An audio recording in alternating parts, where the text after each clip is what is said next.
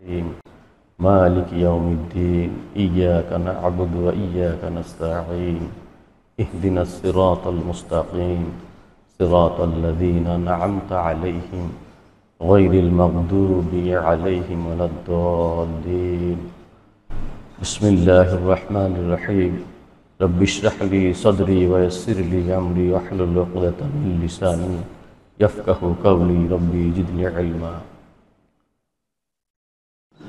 ভাই, আমার নাম জিয়াউল হক।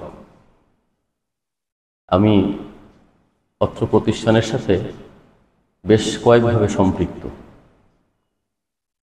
প্রথম সম্পৃক্ততা হচ্ছে আমার সন্তানটা এই মাদ্রাসার ছাত্র, আমি নিজেও এই মাদ্রাসার একজন ছাত্র। এর সব পরিচয়ের পরে গিয়ে আমি একজন খাদেম।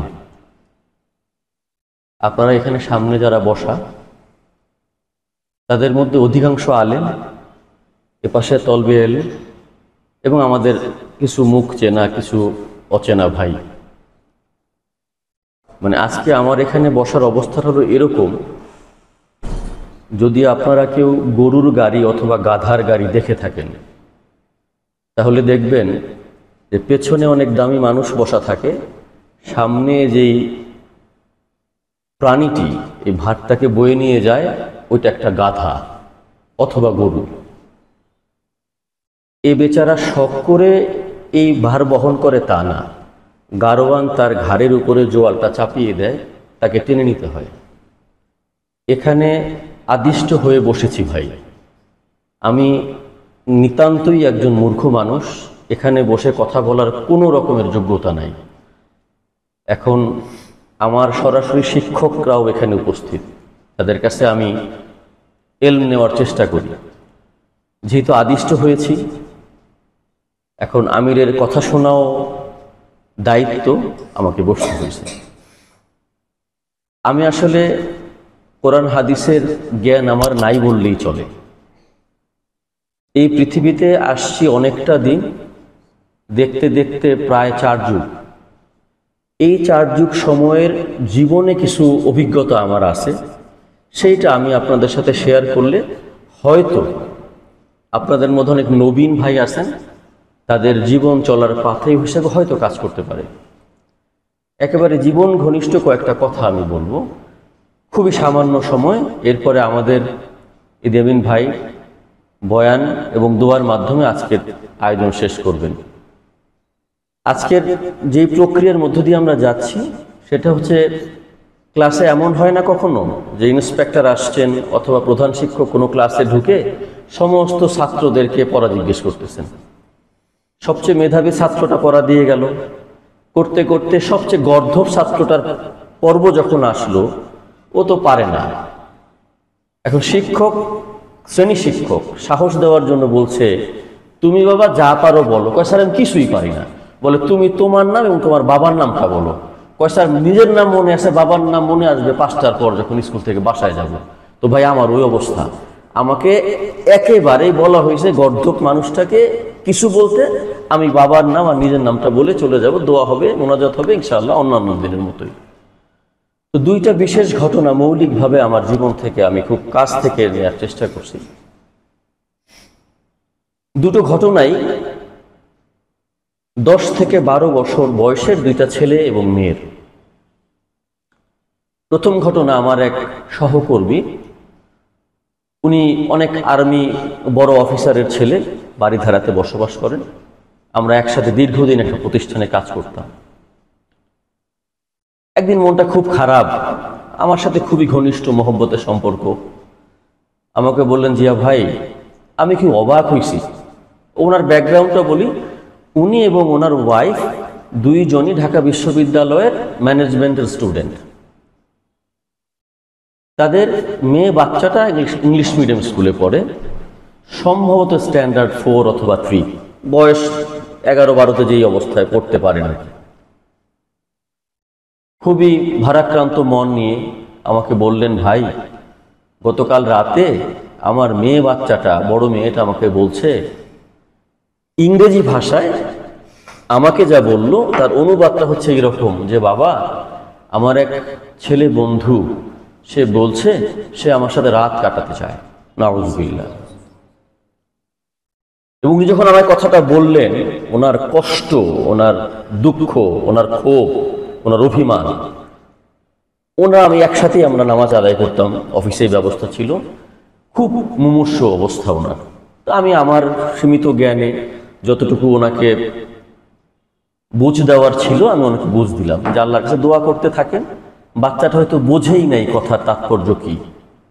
পরে বলল যে ভাই মনে হয় না, এই ডিসকাশন হয়তো ওদের সার্কেলের মধ্যে হয়, সেখান থেকে ওর কাছে আসছে, এবং ওর ডেলিভারি দেওয়ার মেথডটা আমার মনে হয়েছে যে ও পারপাসফুলি কথাটা বলছে।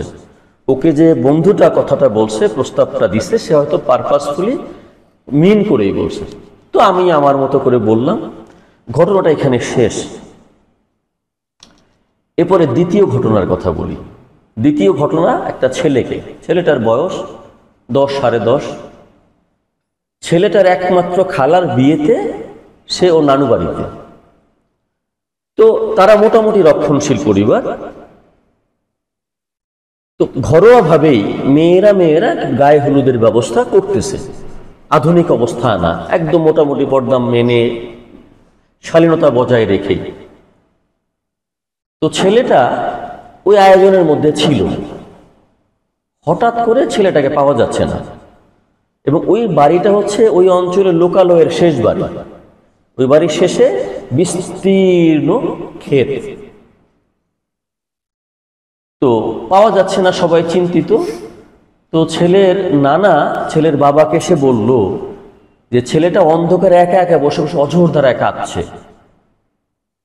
এবার ছেলের বাবা ছেলেকে গিয়ে বলল, বাবা কি হয়েছে? ছেলে কিছুতেই মানে ও মুখ খুলতেছে না।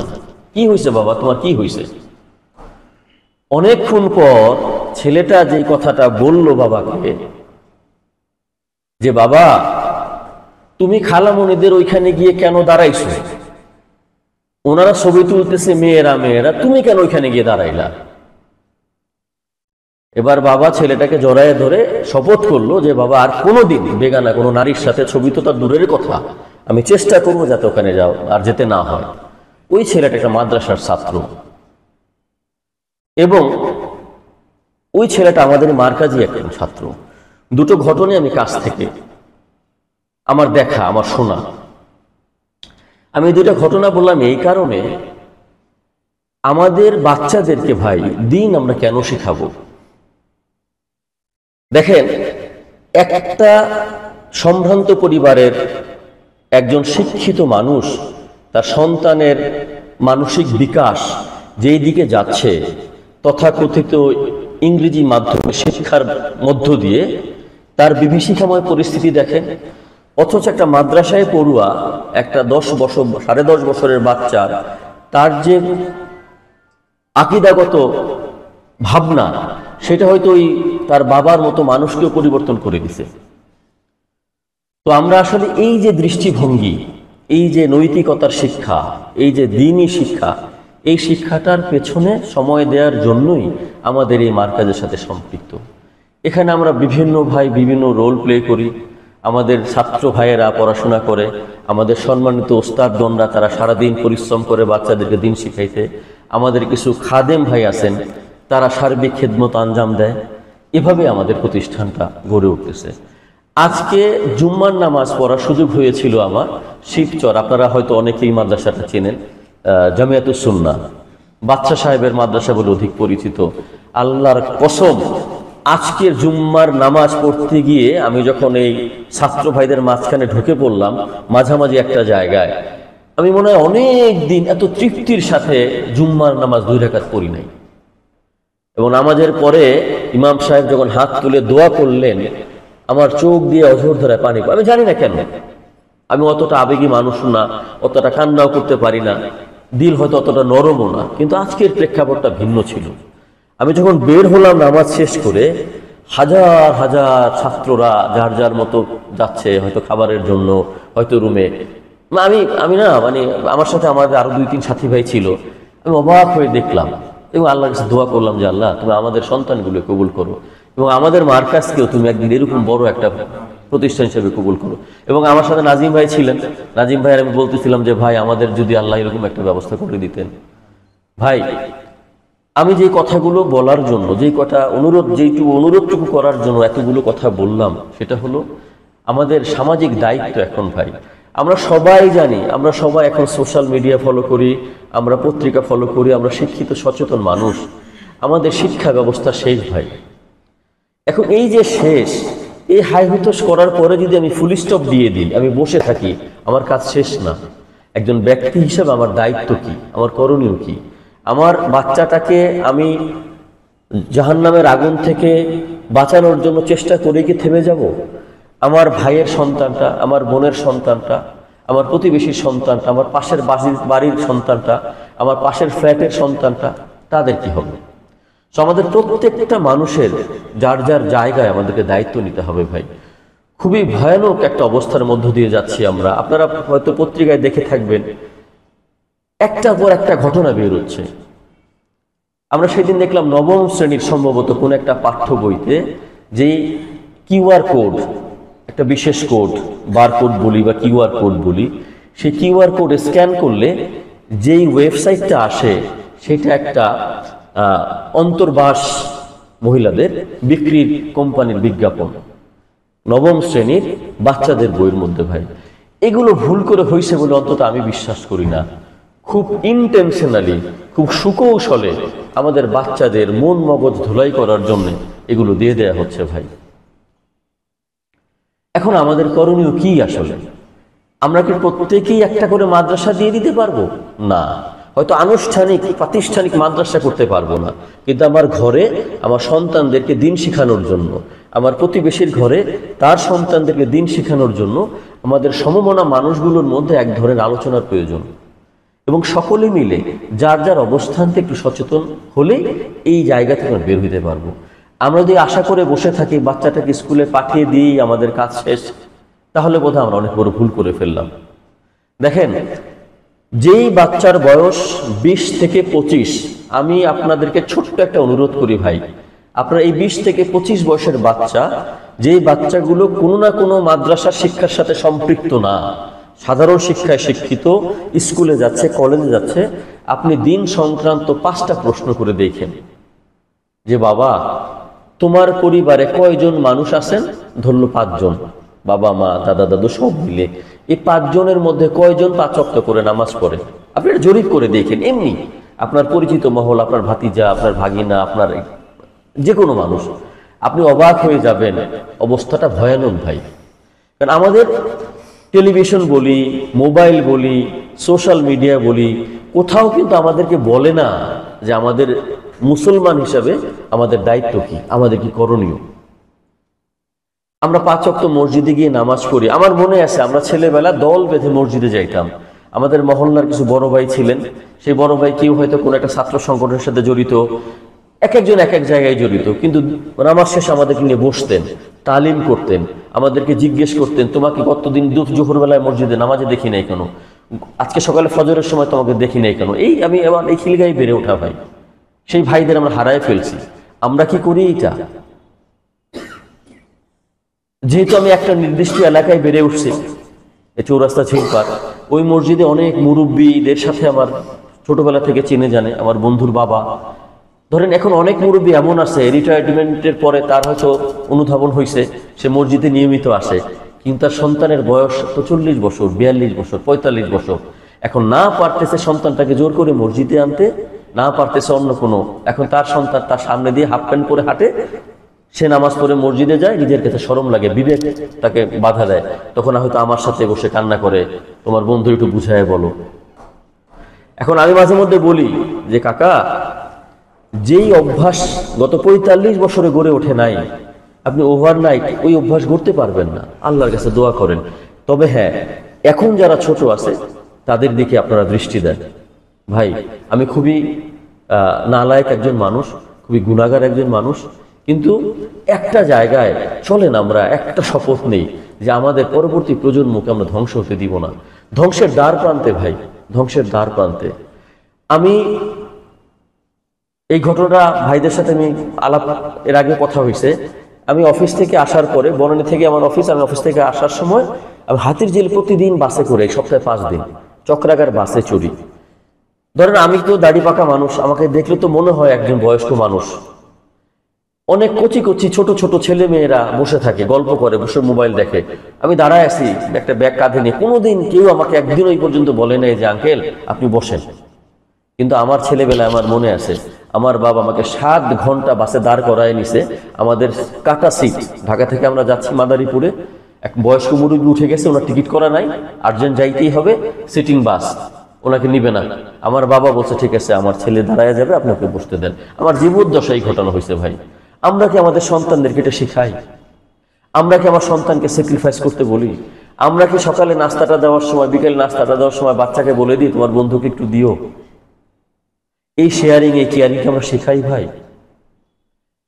মানুষ যদি মানবিক গুণ অর্জন করতে না পারে ভাই, তাহলে এই মানুষের কোনো মূল্য নাই। মানুষের মধ্যে মানবিক গুণ থাকা জরুরি, এবং এই গুণগুলো আনার জন্য সবচেয়ে বড় মাধ্যম হচ্ছে আমাদের দিন শিখাইতে হবে। শেষ একটা কথা বলে আমি বিদায় নিব। দেবিন ভাই আসবেন ইনশাআল্লাহ, উনি বয়ান করবেন, দোয়া করবেন। সেটা হচ্ছে যে এখনো পর্যন্ত আমি এমন কোনো ঘটনা পাই নাই যেখানে একজন সচেতন, কনসাস, পাগল অথবা মানে শিশু ছাড়া কোনো ইসলামী শিক্ষায় শিক্ষিত মানুষ সুইসাইড করছে ভাই। আপনারা যদি কেউ জেনে থাকেন, আমি জানি না, আমাকে বললেন, আমি নিজেকে সংশোধন করে নিব। আমি চেষ্টা করি খোঁজ খবর রাখতে, আমি পাই নাই ভাই। অথচ সমাজের অনেক উচ্চ পর্যায়ের নৃত্যশিল্পী, উচ্চ পর্যায়ের ডাক্তার, উচ্চ পর্যায়ের ইঞ্জিনিয়ারকে আমি জানি তারা পার্সোনালি সুইসাইড করছে অথবা মানসিক বিকারগ্রস্ত হয়ে গেছে। ভাই কেন এই জায়গাটা কেন হয়? কারণ একটাই, কারণ একটা গ্রুপ জীবনের উদ্দেশ্যটা জানে, আমাদের জীবনের পারপাসটা কি জানে, আর একটা গ্রুপ জানে না। আমি যত মসজিদে নামাজ পড়তে যাই, আমি ইমাম মুয়াজ্জিন যাদের সাথে আমার রেগুলার দেখা হয়, ভাই বিশ্বাস করেন কোনো ইমামকে আমি সালাম দিয়ে জিজ্ঞেস করছি ভাই কেমন আছেন, তার মুখ থেকে এই কথা কোনোদিন শুনি নাই, কোনোদিন শুনি নাই ভাই আর বললেন না, আরে ভাই আর বললেন না। আমিও বলি এই কথা, আমি বলি, কিন্তু কোনো ইমাম মুয়াজ্জিনের কাছ থেকে আমি শুনি নাই। হয়তো পার্থিব জীবনের বিচারে, সোসাইটাল ইস্যুতে, এই সোসাইটির স্ট্রাকচারে তার বেতন হয়তো 10,000 টাকা, 12,000 টাকা। তার মুখ থেকে আমি এই কথা কোনোদিন শুনি নাই, বা এই তো আছে, সে বড় করে হাসি মুখ দিয়ে বলে আলহামদুলিল্লাহ। তার গায়ের কাপড়টা আমি নোংরা দেখি নাই, আমি দেখি নাই। আমার বাড়িতে, গ্রামের বাড়িতে একটা মসজিদ মাদ্রাসা আছে, ওখানে আমার এক ভাই আছে, খেদমত করেন। আমরা পারি না ভাই গ্রামের মসজিদ, তো আমি যখনই যাই আমি দেখি সাদা ধবধবে সুন্দর একটা জুব্বা পরা, দেখলে একটা হাসি মুখে সালাম দেয়, ভাই কখন আসছেন, কেমন আছেন, বাবুরা কেমন আছে। গ্রামে তো অনেক সম্পদশালী মানুষের দেখা হয়, আমার ভাই বোনেদের সাথে দেখা হয়, এই হৃদ্যতা, এই মানে কুশল বিনিময় আমি দেখি না। এই মোট মানে যতগুলো কথা আমি বললাম, এর পিছনে মূল একটা মেসেজ আপনারা সবাই জানেন। তারপরেও আমি আমার জায়গা থেকে বলবো যে ভাই, আমাদের সন্তানদেরকে আগামী প্রজন্ম রক্ষায় আমাদের দিন শিখাইতে হবে। আমাদের মাদ্রাসাগুলো, আমাদের মসজিদগুলো, আমাদের মক্তবগুলো, আমাদের কিন্ডারগার্টেনগুলো, আমাদের প্রাইমারি স্কুলগুলো, আমাদের হাই স্কুল, আমাদের কলেজ, আমাদের বিশ্ববিদ্যালয়, সমস্ত জায়গায় যেখানে আমাদের যতটুকু সামর্থ্য আছে অতটুকু সামর্থ্য নিয়েই আমাদের কাজ করতে হবে, যেন আমরা একটা পচে যাওয়া, ধসে যাওয়া, বিলীন হয়ে যাওয়া প্রজন্ম না দেখি ভাই। আমরা যেন আবার সেই ওই সালাউদ্দিন আইয়ুবী, উমর রাদিয়াল্লাহু তাআলা আনহু, এরকম তেজ ও দীপ্ত মানুষ আমাদের সন্তানরা গড়ে ওঠে ভাই। এই যে হযরত বলেন, আমাদের মুহতামিম রায়হান ভাই, যে আল্লাহ পাক নবী পাঠাবেন না সত্য, কিন্তু উমর রাদিয়াল্লাহু তাআলা আনহুর মতো ইমান তেজদীপ্ত মানুষ পাঠাবেন না তা তো বলেন নাই।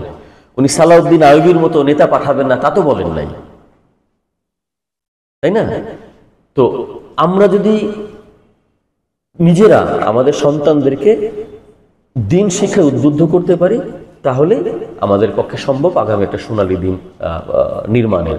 আর বিশেষ করে ছাত্র ভাইরা যারা আছো, তোমরা সবাই এখানে যারা আমার সন্তানের মতো, তোমাদেরকে দুইটা কথা বলি যে বাবা, উস্তাদরা যে কথা বলেন মনোযোগ দিয়ে শুনবা।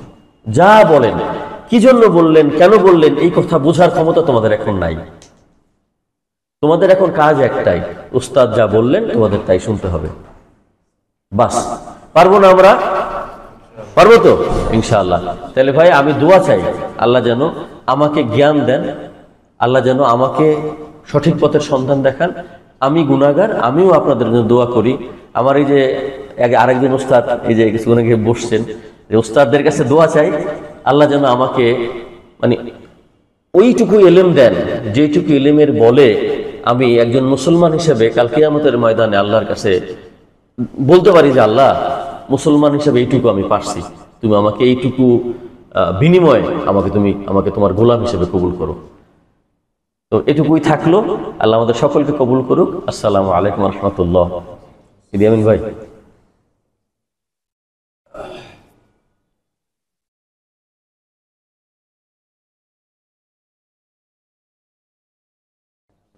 হ্যাঁ না আসবেন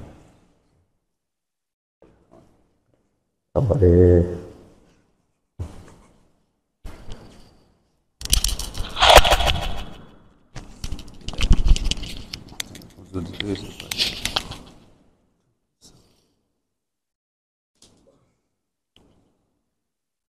আসসালামু আলাইকুম রহমতুল্লাহ।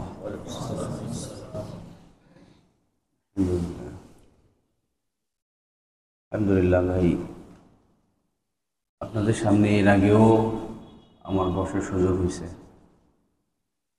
এখানে বসার মূল উদ্দেশ্য আমার ওস্তাদরা এখানে আছে, আর আমি কানাদের মাফ চাইতেছি ওস্তাদদের কাছে। এখানে উপরে বসা আমার কোনোভাবেই সমীচীন না। আমি মূলত এখানে এই নিয়তেই কথা বলতে চাই, কথা বলার ইরাদা করি যে আমার ভুলগুলো আমার ওস্তাদরা ধরাই দেবেন। তো সেই নিয়তেই কিছু কথা বলা। ওস্তাদরা আমাকে কিছু দিনই শিক্ষা দিচ্ছেন। স্কুল কলেজ এগুলো ইউনিভার্সিটি শেষ করে আসছি, কিন্তু কর্মজীবনে এসে বা এই দিনই শিক্ষা পাওয়ার পরে মনে হইতেছে জীবনের বাকি সব সময়গুলো নষ্ট হয়েছে। মানে কি এলম বাদ দিয়ে কি এলমের পেছনে আমরা দৌড়েছি।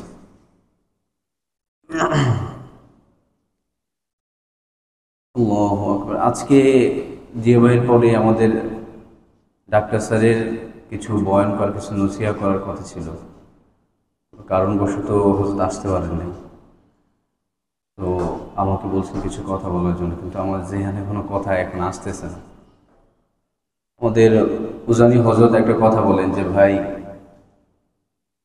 যে আপনার আমার দিলে কিছু নাই। সমুদ্র তো যখন শান্ত থাকে, যখন বাতাস আসে তখন এর মধ্যে জোয়ার আসে। তো আমার অবস্থা এরকম হয়েছে যে আমার জেহানে দেমাগে কোনো কথা নাই।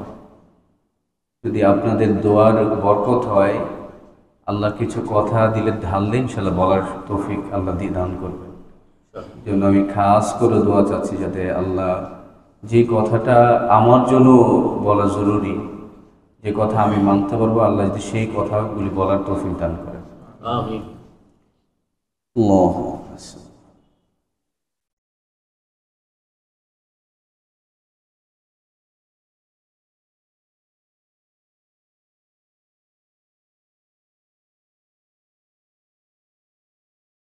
এই হজ তো শেষ হয়ে গেছে। মানুষ কিছু হজ পালন করে চলে আসতেছেন, পর্যায়ক্রমে ফ্লাইট উঠতেছে, দেশে এসে পৌঁছাইতেছে। দল দলে মানুষ আল্লাহর ঘর থেকে এখন নিজের বাসস্থান বিভিন্ন দেশে, বাংলাদেশে, ভারতে, পাকিস্তানে, সব জায়গায় যেখান থেকে মানুষ আল্লাহর ঘরে জমায়েত হয়েছিল, সবাই এখন সবার বাসায় ফিরে যাচ্ছে। একটা কিতাব পড়ার সুযোগ হয়েছিল, সে কিতাবে আমি পড়েছি যে আল্লাহ ওয়ালারা বা আল্লাহর আশিকরা যখন ফিরে আসে,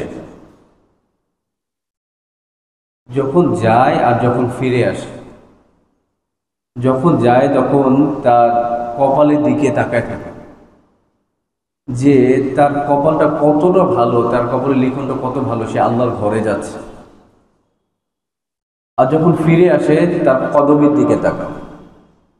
কারণ এই কদম তো আল্লাহর ঘরে তওয়াফ অবস্থায় দৌড়াদৌড়ি করছে, মিনায় গেছে, আরাফায় গেছে, আল্লাহ রেজামন্দির জন্য দৌড়াদৌড়ি করছে। তো ভাই ওই কিতাবে এমন বলতেছিল যে এমন কিছু পাগল এমনও থাকে যে নিজের হজে যাওয়ার তৌফিক হয় না, কিন্তু সে এয়ারপোর্টে দাঁড়ায় থাকে। যারা যায় অচেনা মানুষ, পরিচিত কেউ গেলে তো তার সাথে মুসাফা, তাকে বিদায় দেওয়া সেটা ভিন্ন বিষয়। অচেনা মানুষের দিকে তাকায় থাকে, সুযোগ হলে মুসাফা করে, যেন তার দিকে দিলের আকুতি যে ভাই আমি যাইতে পারি নাই কিন্তু কিছু বান্দা তো যাচ্ছে। মজনুকে জিজ্ঞেস করা হয় যে তুমি এই কুকুরের পা চুম্বন করো কেন? তো মজনু বলে তোমরা দেখো কুকুরের পা চুম্বন করি, কিন্তু আমি তো দেখি এই পা আমার আশেক লায়লার ঘরের আশেপাশে দৌড়াদৌড়ি করে। ভাই মহাব্বত, যার দিলে যেমন মহাব্বত তার দ্বারা তেমন পাগলামি। পাগলামি প্রকাশ পায় দিলে মহাব্বত থাকলে। এগুলোর শরীয়তের কোনো গণ্ডি নাই, এটা ব্যক্তি হিসেবে তার জন্য খাস। শরীয়ত এইখানে কিছুই মনে করে না। হাজী ইমদাদুল হক মুহাজির মক্কি রহমতুল্লাহ আলাইকে জুতা দেওয়া হয়েছে, জুতার কালার ছিল কালো। ভাই পিছন থেকে যারা আছেন একটু সামনে আগে বসবেন, সবাই একটু সামনে আগে বসে।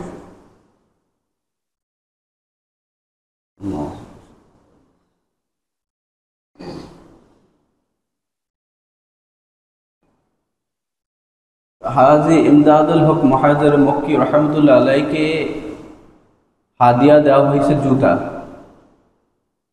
হযরত বলছেন যে এই জুতা পরবো না, অন্য জুতা নিয়ে আসো, অন্য রঙের জুতা নিয়ে আসো। অন্য রঙের জুতা নিয়ে আসে।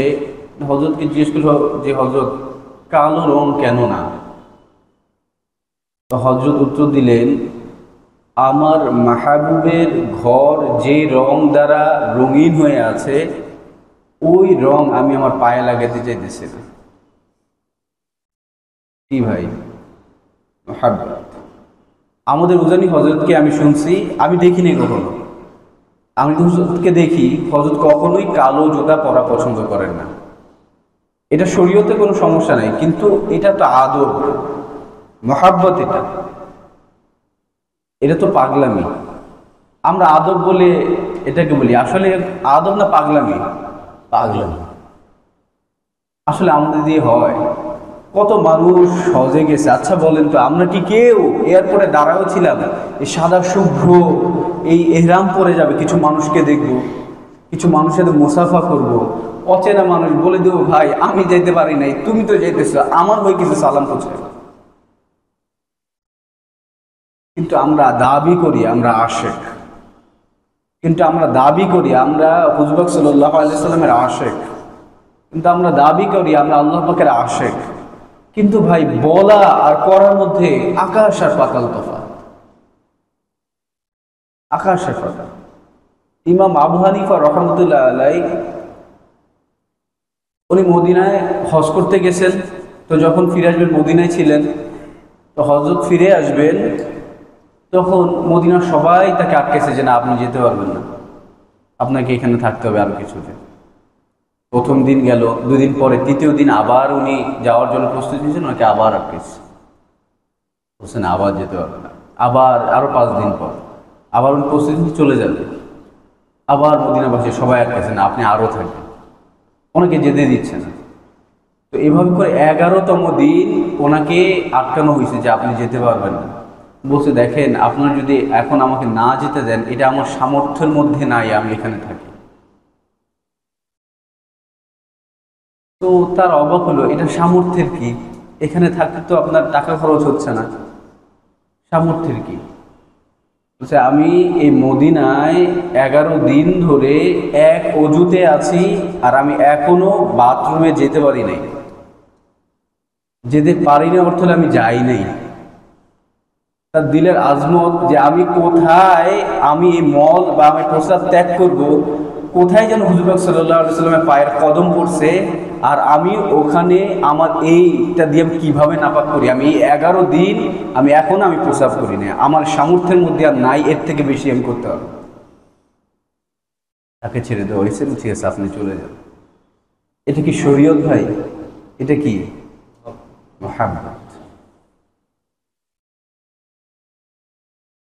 আমরা নিজেকে আশেক বলতে খুব স্বাচ্ছন্দ্য বোধ করি। আশেকের যে কাজ, আশেক নিজের আশেক হয়, তার ভেতর দিয়ে যা বের হয়, তার কাজকর্মে যেটা আসে, ওটা কিন্তু আমাদের মধ্যে আসে না। আশেক এই জন্য ভাই, ইবাদতের সাথে, ইবাদতটা কি ভাই ডিউটি নাকি মুহাব্বতের সাথে? যে শুধু ডিউটি মনে করে তার জন্য একরকম, আর যে মুহাব্বতে নামাজ পড়ে তার সেজদা আর মুহাব্বত ওয়ালার সেজদা কি এক? দুজনের নেকির যে ভার, দুজন কি একই রকম হবে? একরকম হবে না, এটা তো হইতে পারে না। একজন ভালোবেসে কাজ করে, সহজ হিসাব, আমাদের অফিসে যে শুধু ডিউটি পালন করে সে মালিকের চোখে কেমন, আর যাকে দেখলে বোঝাই যায় সে কোনো সময়ের গণ্ডির মধ্যে নাই, তো তাকে দেখলে তো বোঝা যায় সে এটা মহব্বত করে করে, তার সাথে মালিকের সম্পর্ক কেমন? দুটা কি এক হবে? এক হয়? এক হওয়ার তো কথাও না। তো ভাই ইশক, এই ইশক কেন আসে না বলেন? যে আশেক হয় সে কি ভাই আমানতের খেয়ানতদারি হইতে পারে? তাকে আমানতের খেয়ানত, সে বলতেছে আমি আশেক, কিন্তু তার দ্বারা আমানতের খেয়ানত হয়। সে বলছে সে আশেক, কিন্তু তার দ্বারা জুবানের কথা খেলাফ হয়। আশেকের সাথে এগুলো যায় না, আর এগুলো থাকলে কেউ আশেক হয় না। ইবাদত দুই স্তর, এক হলো আশেকের ইবাদত, আরেক হলো ডিউটির ইবাদত। আমাদের হজরত বলেন যে ভাই তুমি নামাজে দাঁড়াইছো, আমাদের নামাজের হলো কিভাবে উঠা বসা করা যায়। 4 রাকাত নামাজ, অনেকে 4 মিনিট, অনেকে 6 মিনিট, এরপরে শেষ। মানে আমি এইটা বুঝলাম, আমি পড়ছি, আদায় করছি, হাজিরা দিচ্ছি, সেটাও ঠিক আছে। কিন্তু ভাই সময়টা যদি আর 2 মিনিট বাড়ানো যায়, এটা আশেকের নামাজ হয়। 6 মিনিটের নামাজটা 4 মিনিটের নামাজটা যদি আর 4 মিনিট বাড়ানো যায়, তাহলে এটা ডিউটির নামাজ না হয় আশেকের হয়। আর যদি আর 2 মিনিট কমায়, তাহলে এটা ডিউটি হয়। আমরা নামাজে দাঁড়াই, আচ্ছা ভাই যখন আমরা রুকু থেকে উঠি, তখন যে পরিমাণ সময় রুকুতে ছিলাম সেই পরিমাণ সময় তো সোজা হয়ে দাঁড়ায়ও থাকতে হয়। 3 তাসবিহ পরিমাণ রুকুতে ছিলাম, যখন সোজা হয়ে দাঁড়াবো সামি আল্লাহু লিমান হামিদা, 3 তাসবিহ সমান তো দাঁড়ায়ও থাকতে হয়। আবার যখন আমি নামাজে যাই, সেজদায় যাই, সেজদা থেকে যখন উঠি, 2 সেজদার মাঝখানে তো ভাই অতটুকু সময় বসতে হয়, আমি সেজদায় যতটুকু সময় ছিলাম। আমাদের হযরত বলে তুমি নামাজ পড়তেছো, উদানি হযরত বলে তুমি রুকুতে গেছো, তো রুকুতে তোমার এটা কেন মনে হয় না? আল্লাহ বলতেছে তোমার পিঠে হাত বুলায় বলে, বলো তো বান্দা আমি তোমার কি লাগি? আর আমি প্রত্যেকবার বলি সুবহান রাব্বিয়াল আযীম, আল্লাহ আপনি আমার রব্বে আযীম হন। আবার আল্লাহ বলে, বলো তো বান্দা আমি তোমার কি হই? আমি বলি আপনি আমার রব্বে আযীম হন। আবার বলে, বলো তো বান্দা, আল্লাহ যেন আমার পিঠে হাত বুলাইতেছে, আমাকে জিজ্ঞেস করতেছে বান্দা আমি তোমার কি হই, আর আমি বলতেছি আল্লাহ আপনি আমার রব্বে আযীম হন। আচ্ছা বলেন, যদি কথোপকথন এমন চলতে থাকে, রুকু থেকে উঠতে ইচ্ছে হবে? যদি সেজদায় এমন মনে হয় যে আমার কবরটা আমার রবের পায়ে, আমার রবের কুদরতি পায়ে, তাহলে ভাই এটা তো চুম্বকের মতো লেগে থাকবে। প্রিয়তমাকে স্পর্শ করলে কেউ কি ছাড়তে চায়? কেউ, কোনো আশেক, কোনো প্রেমিক যদি আর প্রেমিকাকে ছোঁয়, হাত ধরে, সে হাত কি ছাড়তে চায়? কারণ সংস্পর্শের একটা জাদু আছে, এটা কেউ ছাড়তে চায় না। আপনি যাকে মহাব্বত করেন, আপনার কপাল তার পায়ে, আচ্ছা বলেন মাথা কি উঠাতে ইচ্ছা করবে? আমরা যে কবুতরের আদার যে খাই, টকল দিয়ে উঠে যাই কেন ভাই? যারা এখানে নামাজ আমরা পড়ি, যারা পড়ায়, তাদের এলমের ঘাটতি আছে? হ্যাঁ, কথা বলেন, এলমের ঘাটতি আছে? এলমের ঘাটতি থাকলে কি নামাজ পড়াইতে পারে? কোনো নাবালেগ কি ইমামতি করতে পারে হযরত? পড়ে না তো। কারণ নামাজ পড়ার জন্য কেউ যদি ইমাম হয়, তার ওইটুকু জ্ঞান থাকতে হয়, 2 রাকাত নামাজে মাসলা মাসালা যত জানা লাগে। কারণ নামাজে যদি কোনো ভুল হয়, তাহলে সেই ভুল তার সংশোধন নামাজই করতে হবে। যদি সে এলম না থাকে, সে হাফেজ কিন্তু সে বালেগ না, আলেম, এলম নাই, নামাজ পড়ানো, তাহলে সে কি নামাজ পড়াইতে পারবে? তাহলে ভাই অভাব কিসের? অভাব মহাব্বতের। হুজুর সাল্লাল্লাহু আলাইহি ওয়াসাল্লাম নামাজ বসে আছেন, হঠাৎ বৃষ্টি নামছে। হুজুর সাল্লাল্লাহু আলাইহি ওয়াসাল্লাম তার দেহ মোবারক পা কিছুটা আগায় দিচ্ছেন, বৃষ্টি লাগছে। তো সাহাবীরা জিজ্ঞেস করলেন, ইয়া রাসূলুল্লাহ, আপনি এমনটা কেন করলেন? হুজুর সাল্লাল্লাহু আলাইহি ওয়াসাল্লাম বলতেছে, এই বৃষ্টিটা তার রবের কাছ থেকে আসে। সুবহানাল্লাহ, মহাব্বত দেখছেন? বলছে এইটা আমার রবের কাছ থেকে আসছে, এই জন্য বাড়াই দিলাম, কিছু বৃষ্টি আমার গায়েও লাগবে। এটা মহাব্বত। আমি এইটা যেদিন আমি পড়ছি, সেদিন আমার মনে হয় যে হুজুর সাল্লাল্লাহু আলাইহি ওয়াসাল্লাম তো শুনছি আশেক আশেক আশেক, মহাব্বত মাশুক, কি পরিমাণ হলে এই ছোট থেকে ছোট জিনিসই হুজুর সাল্লাল্লাহু আলাইহি ওয়াসাল্লাম ছেড়ে দেন নাই, ছোট থেকে ছোট জিনিসও ছাড়েন নাই। তার মহাব্বতের পুরো প্রকাশ সেখানে ঘটছে। এমন তো আমরা শুনছি যে হুজুর সাল্লাল্লাহু আলাইহি ওয়াসাল্লাম যখন নামাজের সময় হতো, হুজুর সাল্লাল্লাহু আলাইহি ওয়াসাল্লাম অনেক সময় এমন হতেন যে আয়েশা রাদিয়াল্লাহু ছিলেন, হুজুর সাল্লাম চিনতেন না যে আপনি কে। আয়েশাকে, আবু বকরের বেটি আবু বকরকে। তো ভাই আমাদের ইবাদত হচ্ছে, আমার ইবাদত হইতেছে, উঠা বসে হইতেছে, কিন্তু আশিকের অবস্থা হইতেছে। কিন্তু আমাদের হায়াত শেষ হয়ে, যে সময়টা আমাদের দেওয়া হয়েছে, এই সময়টাই তো নাকি বাড়ানোর সুযোগ আছে?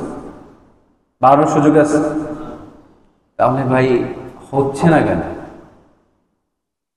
হচ্ছে না মূল একটা কারণ হইতে পারে এইটা একটা কারণ যে আমরা আশিকের সাথে উঠা বসা করি না।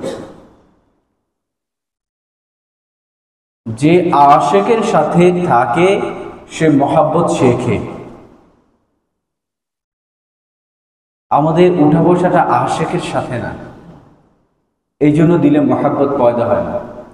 আমাদের উদাহরণ হযরতকে আমরা দেখছি, যে এখনো দেখি হযরতের বয়ান মাগরিবে পড়ে, কিন্তু হুজুর কখনোই তার তাসবিহাত আদায় ছাড়া কখনো বয়ানে বসে না, কখনোই না। কেন ভাই? বয়ানটাও কি ইবাদত না? শুধু কি সুবহানাল্লাহ আলহামদুলিল্লাহ ইবাদত, বয়ান ইবাদত না? এখানে কত মানুষ দিন নসিহত শুনবে, কত মানুষ পরিবর্তন হবে, এই কথা কি তিনি দিলে আনতে পারতেন না? আনতে পারতেন, কিন্তু উনি ওইটা রেগুলার আমল। উনি বলছেন ওইটা ঠিক না হলে এইটা ঠিক হবে না।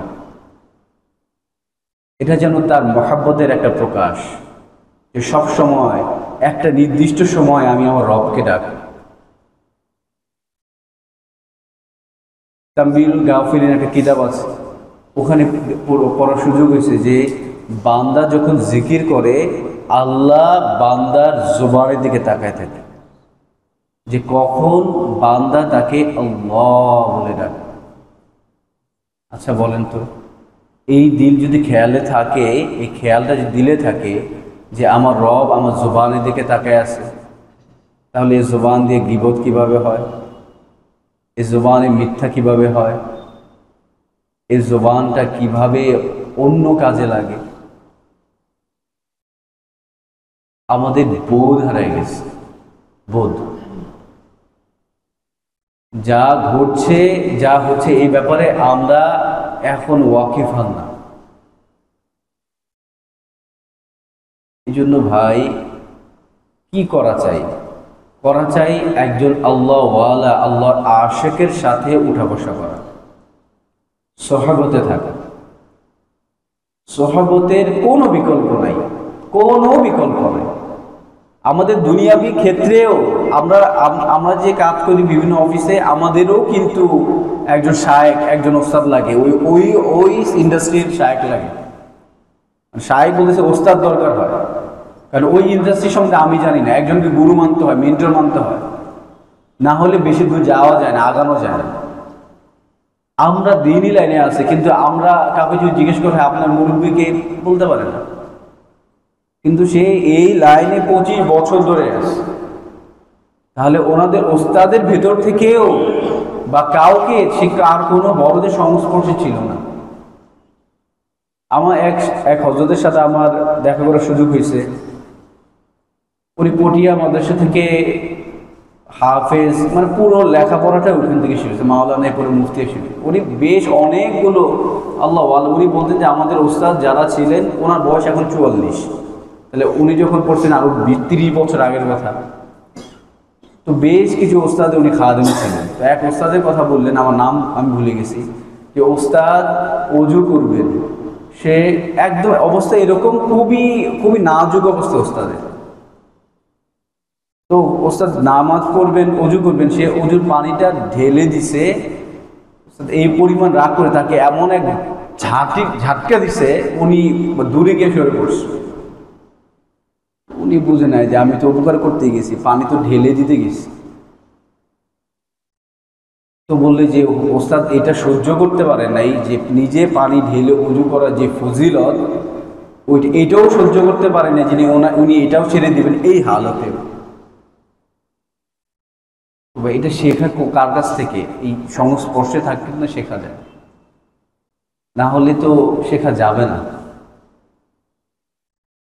যে সুন্নতের মহব্বত করে তার সাথে থাকলে সুন্নতের উপর উঠা যাবে, কারণ তার কাছে সুন্নতের দাম কত জিনিস, তখন বোঝা যাবে যে আমি এই দামি জিনিস কেন নিচ্ছি না। আর যে অবলীলায় সুন্নত ছেড়ে দেয়, দস্তারখানার কোনো হুঁশ নাই, বাথরুমে যাবে কিভাবে কোনো হুদিস নাই, আপনি তার সাথে থাকলে মনে হবে এটা তো একটা সুন্নত। আমাদের ডাক্তার সাহেব উনি একবার বলছিলেন যে আমরা সুন্নত এইটা মনে করে ছেড়ে দেই, এটা তো সুন্নত। আমার সুন্নত কি মনে করে ছেড়ে দেই, এটা তো সুন্নত, সারলে তো সমস্যা নাই। তো ভাই আসলে আমরা এখানে আসি তো আশেক হইতে, তাই না? আশেক হইতে আসি না। আল্লাহু আকবার। দুনিয়ার কোনো মহাব্বত দিলে যদি থাকে, যদি সেটা কেউ সরাতে পারে, সেটা একমাত্র আল্লাহ পাকের মহাব্বত। কারো দিলে যদি আল্লাহ পাকের মহাব্বত না থাকে, তাহলে তার দিল থেকে দুনিয়া কখনোই সরবে না, কখনোই না। নানুপুরি রহমতুল্লাহ একটা ঘটনা, কাসেম নানুপুরি রহমতুল্লাহ একটা ঘটনা আজকে পড়ার সুযোগ হয়েছে। হযরত এক মুরিদ ছিল, তার কাছে মাদ্রাসা পড়তো। তো উনি যেখানে পড়তেন, ওনার একটা ছাত্র, একটা ছেলে ছিল যার খুবই সুদর্শন ছিল।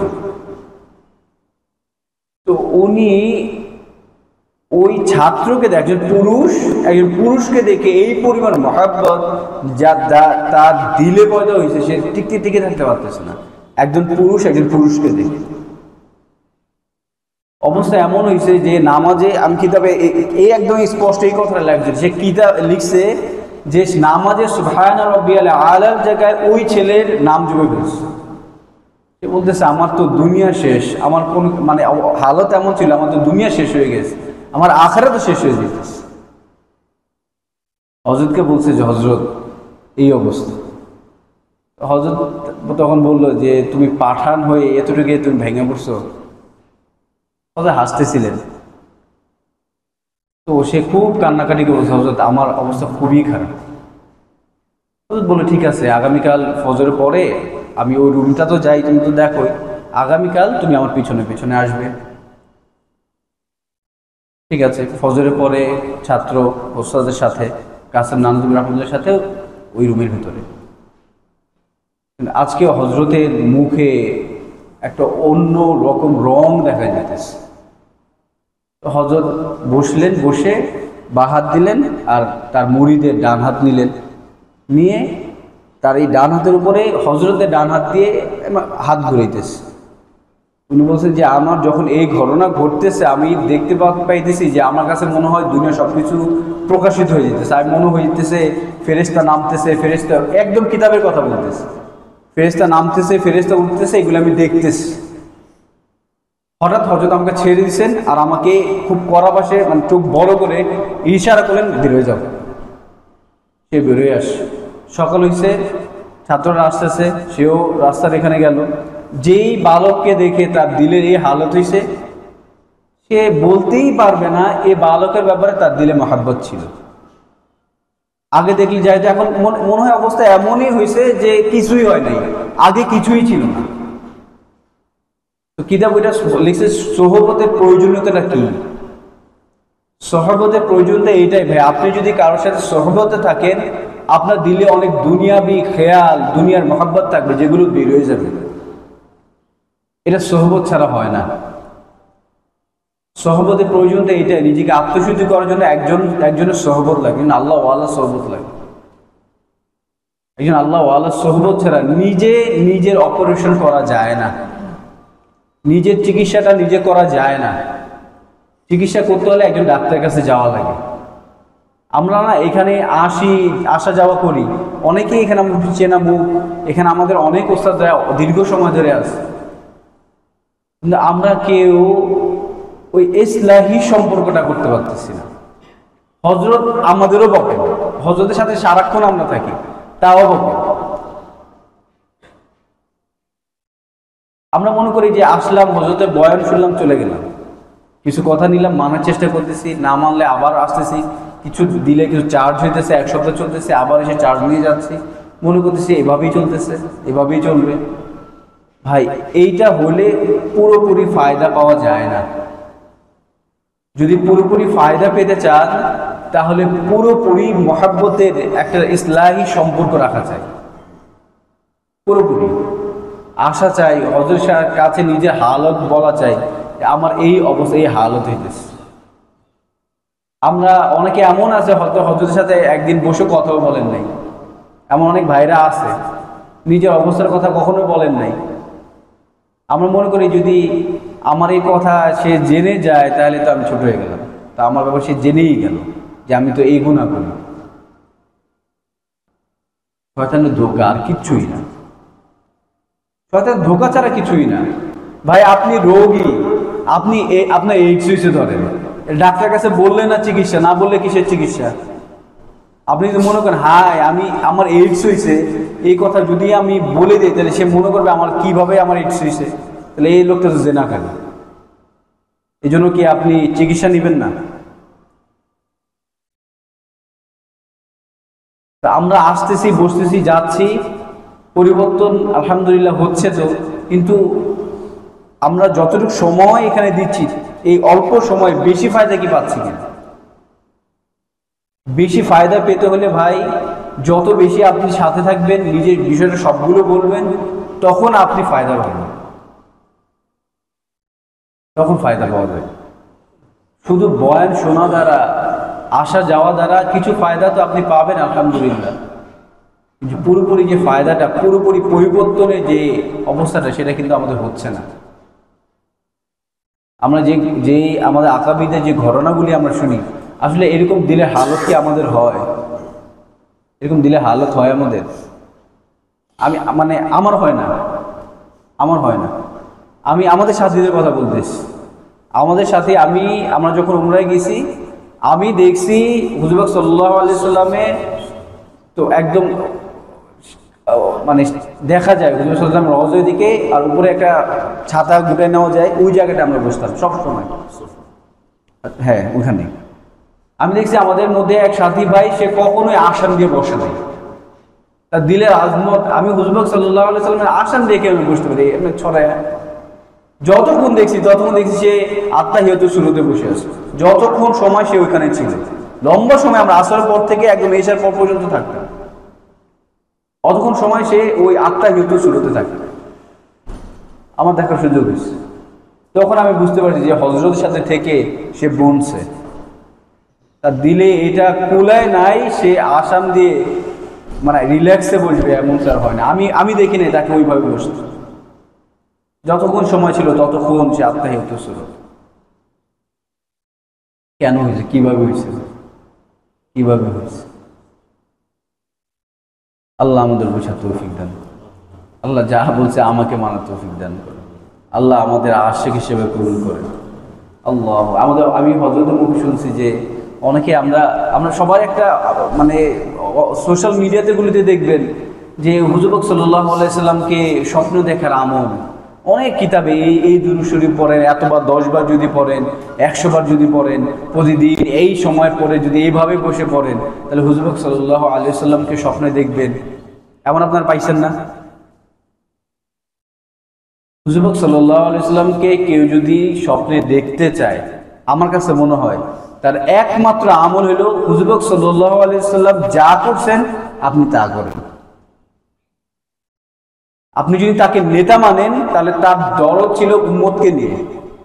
আপনি উম্মতকে নিয়ে যদি আপনার দরদ থাকে, আপনি আপনার নেতার সাথে দেখা করবেনই করবেন। আমরা ওইটা না, দুরূদ শরীফ আলহামদুলিল্লাহ পড়া চাই, শর্টকাট খুঁজে ফেলি। কারণ উম্মতের বিষয়ে মেহনত করতে হলে তো আমাদের যারা মুজলুম যে ভাইরা ছিলেন, জেলখানায় গেছেন, আপনি কারগুজারি শুনেন, সবার সাথে মোটামুটি সবাই হুজুর পাক সাল্লাল্লাহু আলাইহি সাল্লামকে দেখছে।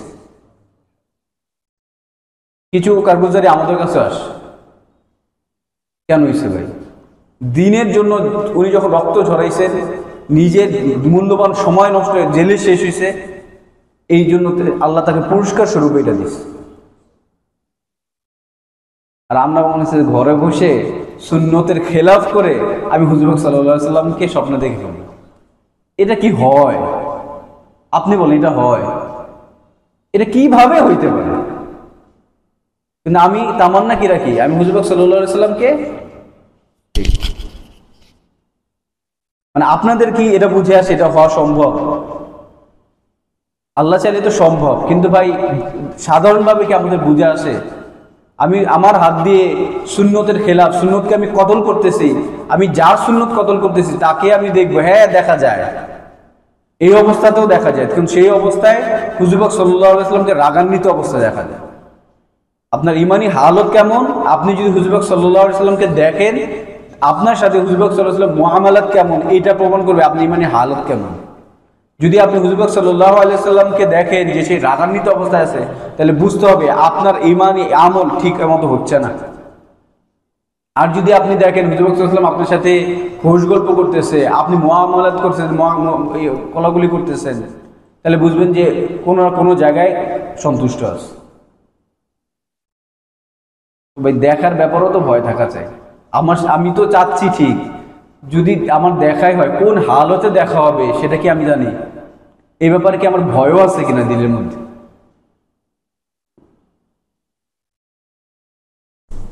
আল্লাহ আমাকে বোঝার তৌফিক দান করেন। আল্লাহ আমাদের সকল কথা বা আমল করার তৌফিক দান। হুজুর আগামীকাল রাত্রে বাংলাদেশে আসবেন। এই জন্য ভাই সবাই খাস করে দোয়া করবেন। আর আমরা যারা মজলিসে আসি, ইনশাআল্লাহ আগামী সপ্তাহে তো হযরত বয়ান করবেন। তো যে অনেক ভাইরা অনিয়মিত হয়েছেন কিছু, তাদের কাছে একটু পৌঁছায় দেবেন, হযরত চলে আসতেছেন ইনশাআল্লাহ। আর যদি কেউ মাদ্রাসা আসেন তাহলে হযরতের সাথে অবশ্যই দেখা হবে।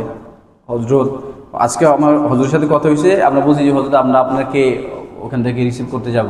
বলছে কষ্ট করে আসা দরকার নাই, আমার যদি এমনও হয় আমি তো 8:30টায় আমি বাংলাদেশে নামবো, যদি আস্তে আস্তে আমার 9:30 10টাও হয়, আমি মাদ্রাসা হয়ে বাসায় যাব। তো শনিবারই যেহেতু আগামীকাল আসবে, তাই মাদ্রাসা আসবে, তাহলে রবিবার থেকে আমরা হযরতকে পাবো ইনশাআল্লাহ মাদ্রাসায়। তো কেউ আসলে দেখাও করতে পারবেন। আর হযরতকে একদম শুক্রবার তো ইনশাআল্লাহ পাওয়া যাবেই, আল্লাহ যদি হায়াতে রাখে।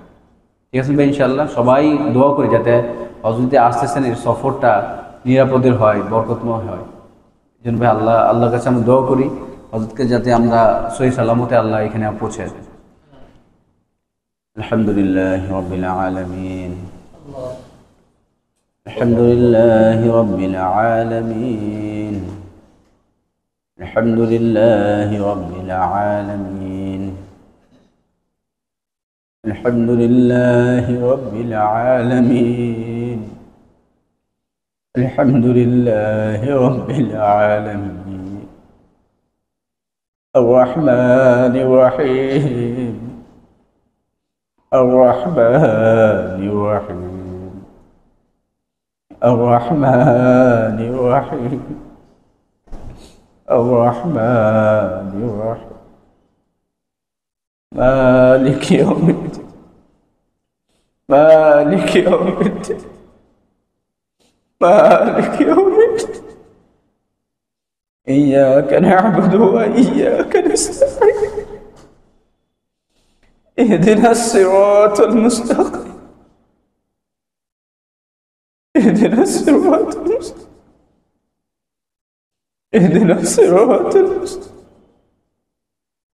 يا أولا أولين يا آخرنا آخرين يا ذا القوة المتين يا رحم المساكين يا ستار العيوب يا غفار الجنوب يا الله يا الله يا الله يا الله আপনি আমাদের মাফ করে দিন আল্লাহ আপনি আমাদের মাফ করে দেন আল্লাহ আপনি আমাদের মাফ করে দেন আল্লাহ আমরা গুনার ভিতরে ডুবে আছি আল্লাহ আপনি আমাদের মাফ করে দেন আল্লাহ আপনি আমাদের মাফ করে দেন আল্লাহ আপনি না মাফ করলে আমরা কার কাছে যাব আল্লাহ আপনি মাফ না করলে আমরা কার কাছে যাব আল্লাহ আল্লাহ আপনি ছাড়া আমাদের কেউ নাই আল্লাহ আপনি ছাড়া আমাদের কেউ নাই আল্লাহ আপনি আমাদেরকে আপনার আশিক বানান আল্লাহ আপনি আমাদেরকে আপনার আশিক বানান আল্লাহ আপনার হাবিবের মহব্বত আমাদের দিলে দান করে আল্লাহ আপনার হাবিবের মহব্বত আমাদের দিলে দান করে আল্লাহ আপনার হাবিবের মহব্বত আমাদের দিলে দান করে আল্লাহ আমাদের শাহাদাত তামান্না দান করে আল্লাহ আমাদের শাহাদাতের তামান্না দান করে আল্লাহ ফিলিস্তিনকে আপনি বাঁচান আল্লাহ ফিলিস্তিনের উপর আপনি রহম করেন আল্লাহ ফিলিস্তিনের উপর আপনি রহম করেন আল্লাহ আমরা দোয়া করতে পারতেছি না আল্লাহ আমাদের মাফ করে দেন আল্লাহ আমাদের মাফ করে দেন আল্লাহ আমরা কোনো হক আদায় করতে পারি না আল্লাহ মাফ করে দেন আল্লাহ আপনি আমাদের জন্য এটা নিয়ে পাকড়াও করেন আল্লাহ আপনি আমাদের পাকড়াও করেন আল্লাহ আপনি যদি পাকড়াও করেন আমরা এখান থেকে বাঁচতে পারবো আল্লাহ আমরা মাসুম আল্লাহ আমরা দুর্বল আল্লাহ আমরা অক্ষম আল্লাহ আল্লাহ আপনি আমাদেরকে সহায়তা করুন আল্লাহ আপনি আমাদের হয়ে যান আমাদেরকে আপনার বানায় না আল্লাহ আপনি আমাদের হয়ে যান আমাদেরকে আপনার বানায় না আল্লাহ আপনার ঘরের ভিখারি হিসেবে আমাদের কবুল করুন আল্লাহ আপনার ঘরের ভিখারি হিসেবে কবুল করুন আল্লাহ আপনার ঘরের ভিখারি হিসেবে কবুল করুন আল্লাহ দিল থেকে অহংকার বের করে দেয় আল্লাহ লোক দেখান ইবাদত থেকে হেফাজত করে আল্লাহ লোক দেখান ইবাদত থেকে হেফাজত করে আল্লাহ ঈমানের সাথে জিন্দেগি যাপন করে তৌফিক দেয় আল্লাহ ঈমানের সাথে রাখে আল্লাহ ঈমানের সাথে রাখে আল্লাহ যেভাবে করলে বললে চললে আপনি খুশি হবেন সেভাবে করা বলা চলা তৌফিক দেয় আল্লাহ আপনার গোলাম হিসেবে আমাদের কবুল করে আল্লাহ আপনার গোলাম হিসেবে আমাদের কবুল করে আল্লাহ আপনার হুকুমের বেহি ভাই পড়ায় দেন জিঞ্জির গলায় লাগাই দেন আল্লাহ আপনার হুকুমের বাইরে এক মুহূর্ত না আল্লাহ আপনার হুকুমের বাইরে এক মুহূর্ত না আল্লাহ গীবত থেকে হেফাজত করে আল্লাহ মিথ্যা থেকে হেফাজত করে আল্লাহ আমানতের খেয়ানত থেকে হেফাজত করে আল্লাহ আপনি রাগ করবেন এমন সকল কাজ থেকে হেফাজত করে আল্লাহ জিনা থেকে হেফাজত করে আল্লাহ চোখের গুনাহ থেকে হেফাজত করে আল্লাহ চোখের গুনাহ থেকে হেফাজত করে আল্লাহ চোখের গুনাহ থেকে হেফাজত করে আল্লাহ মোবাইলের গুনাহ থেকে হেফাজত আল্লাহ মোবাইলের গুনাহ থেকে হেফাজত আল্লাহ আমাদের জিন্দগিটা সাহাবী ওয়ালা জিন্দগি হিসেবে কবুল করে। আল্লাহ তাদের নকশা কদমে চলার তৌফিক দেন। আল্লাহ তাদের নকশা কদমে চলার তৌফিক দেন। আল্লাহ সাহাবীদের মতো জিন্দগি যাপন করার তৌফিক দেন। আল্লাহ সাহাবীরা যেমন আপনার হাবিবকে মহব্বত করতে, এমন মহব্বত আমাদের দিলে দেন। আল্লাহ আপনার হাবিব যেমন আপনাকে মহব্বত করতে, এমন মহব্বত আমাদের দিলে দেন। আল্লাহ আপনার কিছু মহব্বত আমাদের দান করে। আল্লাহ আপনার হাবিবের দিলে যে দরদ ছিল উম্মতের, আল্লাহ এক কাতরা দান করে। আল্লাহ এক কাতরা দান করে। আল্লাহ কিছু দেন। আল্লাহ কিছু দেন। আল্লাহ কিছু দেন। আল্লাহ এ দিল খালি হয়ে গেছে, উম্মতের কোনো ব্যথা নাই। আল্লাহ আমাকে দেন। আল্লাহ আমাদের দেন। আল্লাহ দিল খালি করে রাখেন না। আল্লাহ শেষ হয়ে যেতেছে। আল্লাহ শেষ হয়ে যেতেছে। আল্লাহ শেষ হয়ে যেতেছে। এই হাত কাজে লাগাইতে পারতেছি না। আল্লাহ একটা রাস্তা করে দেন না। আল্লাহ একটা রাস্তা করে দেন। আল্লাহ এই জিন্দগিটা একটু কাজে লাগে, এখানটা জিন্দগিটা একটু কাজে লাগারে দেন। আল্লাহ একটা কাজে লাগাই দেন। আল্লাহ একটা কাজে লাগাই দেন। আল্লাহ একটা কাজে লাগাই দেন। আল্লাহ শয়তান মেহনত করতেছে, আল্লাহ ওদের বাঁচায় দেয়। আল্লাহ নফসের ধোঁকা থেকে হেফাজত করে, শয়তানের ধোঁকা থেকে হেফাজত করে। আল্লাহ শয়তানের ধোঁকা থেকে হেফাজত করে। আল্লাহ দিলের হালত যেমন থাকা দরকার তেমন রাখেন। আল্লাহ আল্লাহ আমাদেরকে আশিক হিসেবে কবুল করেন। আল্লাহ আমাদেরকে আশিক হিসেবে কবুল করেন। আল্লাহ আমরা আপনার আশিক বলে, আল্লাহ পুরোপুরি আশিক হওয়ার তৌফিক দান করেন। আল্লাহ যেমন মহাব্বত দিলে থাকলে আল্লাহ দুনিয়ার কোনো কিছু কারে আসেন, আল্লাহ এমন মহাব্বত দান করে। আল্লাহ যে এমন চায় আল্লাহ তাদেরকে দান করে। আল্লাহ আমাকে দান করে। আল্লাহ আল্লাহ আমাদের যখন যা দরকার তা আমাদেরকে দেন। আল্লাহ আল্লাহ আপনার ঘর থেকে আমাদের বের করে দিয়েন না। আল্লাহ দুনিয়ার ভিখারি এক দরজা না পেলে আরেক দরজায় যায়, এ দরজা না পেলে সে দরজা যায়। আল্লাহ আমাদের তো আপনার দরজা ভিন্ন আর কোনো দরজা নাই। আল্লাহ আপনি যদি বের করে দেন আমাদের যাওয়ার আর জায়গা নেই। আল্লাহ আমাদের যাওয়ার আর জায়গা নেই। আল্লাহ আপনি আমাদেরকে দাঁড়ায় দিয়েন না। আল্লাহ আমাদেরকে আপনি দাঁড়ায় দিয়েন না। আল্লাহ আমাদেরকে আপনি দাঁড়ায় দিয়েন। আল্লাহ আমাদের গুনার কারণে আমাদেরকে দূরে সরায় রেখেন। আল্লাহ আল্লাহ আমরা আপনার হইতে চাই। আল্লাহ আমরা আপনার হইতে চাই। আল্লাহ আমরা আপনার হইতে চাই। আল্লাহ আমাদেরকে মাফ করে দেন না। আল্লাহ মাফ করে দেন না। আল্লাহ আপনি তো গফফার। আল্লাহ আপনি তো গফফার। আপনি তো রহমান। আপনি তো রহিম। আপনি তো করিম। আল্লাহ আপনি নামের উসিলে মাফ করে দেন। আল্লাহ নামের উসিলে মাফ করে দেন। আল্লাহ আপনার গফফার নামের উসিলে মাফ করে দেন। আল্লাহ এই নামটা আপনি রাখছেন। আল্লাহ আমাদের মাফ করে দেন না। আল্লাহ আমাদের মাফ করলে তো আপনার ক্ষতি হবে না। আল্লাহ আল্লাহ রহমতের দৃষ্টি এদিকেও দেন। আল্লাহ রহমতের দৃষ্টি এদিকেও দেন। আল্লাহ আপনার কাছে তো শুধু আপনার রহমতের দৃষ্টি। আল্লাহ আমাদের কাছে পুরো জিন্দগি। আল্লাহ আমরা আগুনে বললে আপনার কি লাভ হবে? আল্লাহ আগুনে বললে কি লাভ? আল্লাহ এটা তো আপনার বেজ্জতি হবে। আপনার হাবিবের উম্মত আগুনে বললে কি আপনার সম্মান বাড়ে?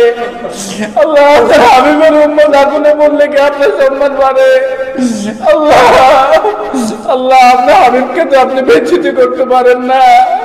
আল্লাহ আপনার হাবিবকে তো আপনি বেজ্জতি করতে পারেন না। আল্লাহ আমাদেরকে আগুনে দিয়েন না। আমাদের গুনার কারণে আগুনে দিয়েন না।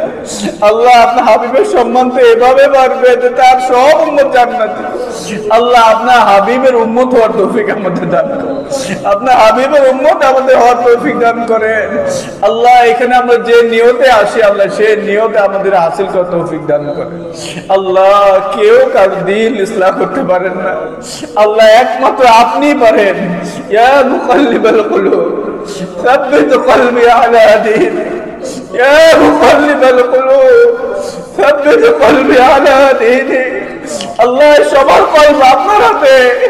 আল্লাহ আপনি পরিষ্কার করে দেন, আপনি আমাদের ইসলাম দান করেন। আল্লাহ আমাদের দুনিয়াবি পেরেশানি দান করেন। আল্লাহ পেরেশানি থেকে হেফাজত করেন। আল্লাহ রিজিকের পেরেশানি থেকে হেফাজত করেন। আল্লাহ আমাদেরকে দুনিয়ার পেরেশানি দিয়ে আটকে দিয়েন না।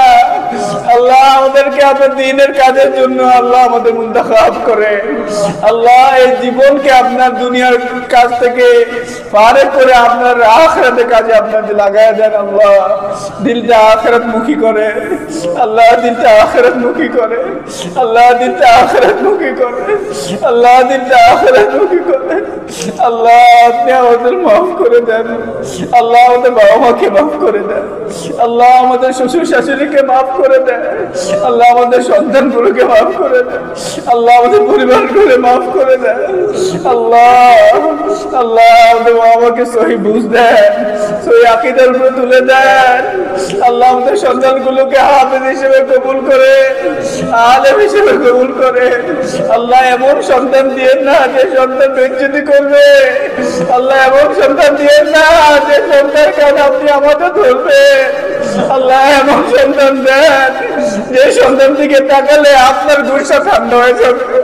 আল্লাহ এমন সন্তান দেন যে সন্তানের দিকে তাকালে আপনার রাগ কমে যাবে। যে সন্তান দিকে তাকালে আপনি আমাকে মাফ করে দিবেন। আল্লাহ এমন সন্তান আমাদের দান করেন। আল্লাহ এমন সন্তান আপনি আমাদের দান করেন। আল্লাহ বেজ্জতি করিয়েন না। আল্লাহ শরম দিয়েন না। আল্লাহ বেজ্জতি করেন না। আল্লাহ আল্লাহ বেজ্জতি জিন্দগি দিয়েন না। আল্লাহ আল্লাহ বেজ্জতি জিন্দগি দিয়েন না। আল্লাহ আপনার উপর তাওয়াক্কুল করার তৌফিক দান করেন। আল্লাহ আপনার উপর তাওয়াক্কুল করার তৌফিক দান করেন। আল্লাহুম্মা ইন্নী আসআলুকাল হুদা ওয়াত তুকা ওয়াল আফাফা ওয়াল গিনা। আল্লাহুম্মা আতি নাফসি তাকওয়াহা। আল্লাহ আমাদের তাকওয়া দেন। আল্লাহ আমাদের তাকওয়া দেন। আল্লাহ আপনার মহব্বত দেন। আল্লাহ আপনার ভয় দেন। আল্লাহ আমাদেরকে দুনিয়া থেকে আলাদা করে রাখেন। আল্লাহ আল্লাহ দুনিয়াবি জিনিস দিলে দিয়েন না। আল্লাহ দুনিয়াবি জিনিস দিয়েন না। আল্লাহ সবসময় আপনার জিকিরে ফিকিরে থাকার তৌফিক দেন। আল্লাহ আল্লাহ আল্লাহ হাজির আসতেছে। আল্লাহ হাজির আসতেছে। আল্লাহ সবার হজ কবুল করেন। আল্লাহ সবার হজ কবুল করেন। হজ মাবরুর দেন। হজ মাবরুর দান করেন। আল্লাহ তার দোয়ার সাথে আমাদের দোয়াগুলো কবুল করে দেন। আল্লাহ আপনার মহব্বতের বান্দাদের সাথে আমাদের নামগুলো লিখে দেন। আল্লাহ আমাদেরকে দূরে সরে রেখে আল্লাহ আপনার ঘরটা দেখার তৌফিক দেন। আল্লাহ বারবার দেখার তৌফিক দেন। আল্লাহ আমাদের হজ করার তৌফিক দেন। আল্লাহ আমাদের উপর হজ ফরজ করে দেন। আল্লাহ আমাদের উপর হজ ফরজ করে দেন। আল্লাহ আমাদের উপর হজ ফরজ করে দেন। আপনার ঘরে যাওয়ার তৌফিক দেন। আল্লাহ আপনার ঘরে যাওয়ার তৌফিক দেন। আল্লাহ আপনার ঘরে যাওয়ার তৌফিক দেন। আল্লাহ আল্লাহ যেভাবে হজ করলে আপনি খুশি হবেন সেভাবে করার তৌফিক দেন। আল্লাহ দুনিয়া বিষয় বলে আমাদের জড়া রাখেন না। আল্লাহ দুনিয়াকে তো আমরা লাথি মারতে চাই। আল্লাহ আপনি তৌফিক দেন। আল্লাহ আপনি তৌফিক দেন।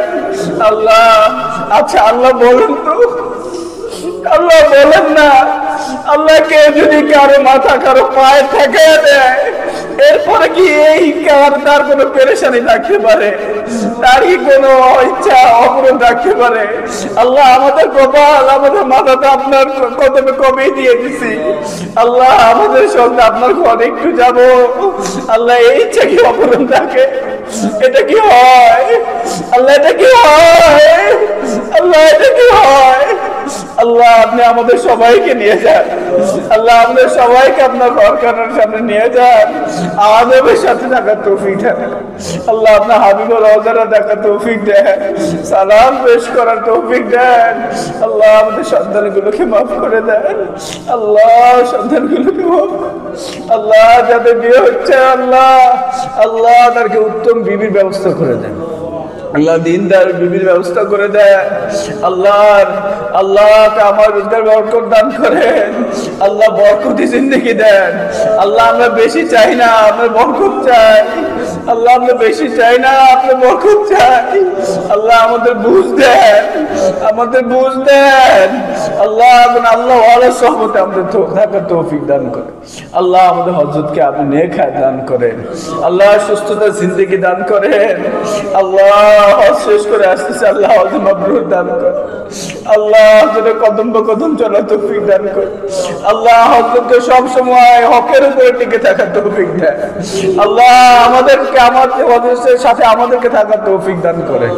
আল্লাহ যে রাস্তায় চললে আপনাকে পাওয়া যাবে, আমাদের সবাইকে সেই রাস্তায় চলার তৌফিক দান করেন। আল্লাহ অনেক ভাই দোয়া চাইছে, আল্লাহ অনেক ভাই দোয়া চাইছে। আল্লাহ তারা দোয়া চায় না, আমাকে সম্মান করে। আমি ছোট মানুষ, আল্লাহ যে আমাকে সম্মান করছে, আল্লাহ আপনি তাকে সম্মান করেন। আল্লাহ যে এত ছোট মানুষকে সম্মান করে, আল্লাহ আপনি তাকে সম্মান করেন। আল্লাহ মনে আশাগুলো পূরণ করে দেন, মনে আশাগুলো পূরণ করে দেন। আল্লাহ আপনার কি কম আছে বলেন, আপনার কি কম আছে? আল্লাহ আপনার কি কম আছে বলেন। আল্লাহ আমাদের যা নেক জরুরত আছে আল্লাহ দান করেন, সব জায়েজ জরুরত আল্লাহ আপনি দান করেন। আল্লাহ আমাদের কারো কাছে হাত পাতায়েন না, আল্লাহ আমাদের কারো কাছে হাত পাতায়েন না। আল্লাহ যে আপনাকে সেজদা করে, সে যদি অন্যের কাছে হাত পাতে, আপনার সম্মান কি থাকে বলে? আল্লাহ আপনার সম্মান কি থাকে বলে? আল্লাহ আমাদের অন্যের কাছে হাত পাতায়েন না। আল্লাহ আমাদের বেজ্জতি করেন না। আল্লাহ আমাদের নিরাপত্তা জিন্দেগি দান করুন। আল্লাহ আমাদের নিরাপত্তা জিন্দেগি দান করুন। আল্লাহ আমাদের এক ও নেক হিসেবে কবুল করুন। আল্লাহ আমাদের এক ও নেক বানায় দেন। আল্লাহ আমাদের মাদ্রাসাকে কবুল করে। আল্লাহ আজকে আমাদের ভাই এক মাদ্রাসা গেছে। আল্লাহ এত বড় মাদ্রাসা, আল্লাহ বড় তো কবুলিয়ত নাই আমরা জানি, কিন্তু আল্লাহ কবুলিয়তের সাথে তো বড় হইতে পারে। আল্লাহ আমাদের কবুলও করেন, বড় করেন। আল্লাহ আপনার দুনিয়া এক অন্য জায়গা আমাদের দেন। আল্লাহ আমাদের হযরতের চোখের পানিগুলো আপনি বিফল দিয়েন না। আল্লাহ এই চোখের পানিগুলো আপনি একটু দান দেন। আল্লাহ আমাদেরকে স্থায়ী জায়গার করে দান করে। আল্লাহ আমাদের ওস্তাদরা খুব দোয়া করে, আমাদের বাচ্চারা দোয়া করে। আল্লাহ আমাদের ওস্তাদদের, আমাদের বাচ্চাদের দোয়া আপনি ফিরে দেন না। আল্লাহ এরা সারাক্ষণ কোরআন নিয়ে পড়ে থাকে, আপনার কালাম নিয়ে পড়ে থাকে। আল্লাহ এদের দোয়া আপনি ফিরে দিয়েন না। আল্লাহ এদেরকে আপনি কবুল করেন। আল্লাহ ওস্তাদকে কবুল করেন। আল্লাহ সকল পেরেশানি দূর করে দেন। আল্লাহ সকল পেরেশানি দূর করে দেন। আল্লাহ সকল পেরেশানি দূর করে দেন। আল্লাহ আপনার মাহবুব বান্দা হিসেবে কবুল করেন। আল্লাহ আমাদের ওস্তাদকে কবুল করেন। আল্লাহ আমাদের ছাত্রদের কবুল করে নেন। আল্লাহ আপনি জেহান বাড়ায় দেন। আল্লাহ আপনার কোরআনটা দিলে রাখবে। আল্লাহ সেই দিন আপনি তাদেরকে দান করেন। আল্লাহ কোরআন মুখস্থ করে ভুলে গেছে এমন অনেক মানুষ আমি দেখছি। আল্লাহ এই আযাবে আমাদের রাখেন না। আল্লাহ আমাদের ছাত্রদের আযাব আপনি দিয়েন না। আল্লাহ তাদের জেহাদে কখনো যাতে কোরআন চলে না যায়, তারা যাতে কোরআনের বাইরে কখনো না চলে। আল্লাহ ওইভাবে গড়ে ওঠার তৌফিক দেন। আল্লাহ ওইভাবে গড়ে ওঠার তৌফিক দেন। আল্লাহ আমাদের নাজাত পাওয়ার কোনো উসিলা নাই। আল্লাহ আশা তো করি এই মার্কাজটা আপনার সামনে আমরা পেশ করবো। আল্লাহ এই মার্কাজটা ওইভাবে করার তৌফিক দেন। আল্লাহ যত ভুল ত্রুটি আছে আল্লাহ মাফ করে দেন। আল্লাহ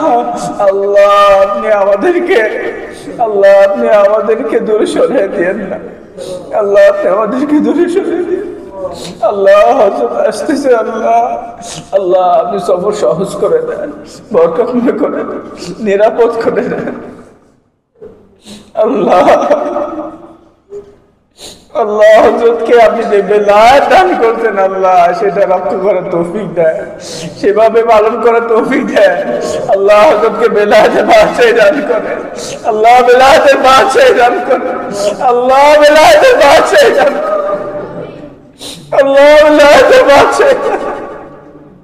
আল্লাহ আল্লাহ এই মানুষটা, আল্লাহ এই মানুষটা কত মেহনত করছে আপনি জানেন। আল্লাহ আপনি জানেন, আল্লাহ আমি কোথায় ছিলাম আপনি জানেন, আল্লাহ কোন মানুষের ছিল আপনি বলছে আপনি জানেন। আল্লাহ আপনি আপনার শান অনুযায়ী আল্লাহ বিনিময় দান করেন। আল্লাহ আপনার শান অনুযায়ী দেন, আল্লাহ আপনার শান অনুযায়ী দেন। আল্লাহ আপনার হাবিব ছিল আমাদের দোয়াগুলো কবুল করে নেন। আল্লাহ আল্লাহ কত কিছু চাওয়ার ছিল, চাইতে পারি না। ভিক্ষুকের কি ভিক্ষার শেষ আছে? আল্লাহ যা চাইতে পারি না তাও দেন, আল্লাহ যা চাইছি তাও দেন। আপনার হাবিব আমাদের জন্য যা চাইছে আল্লাহ তা পুরোপুরি দান করেন।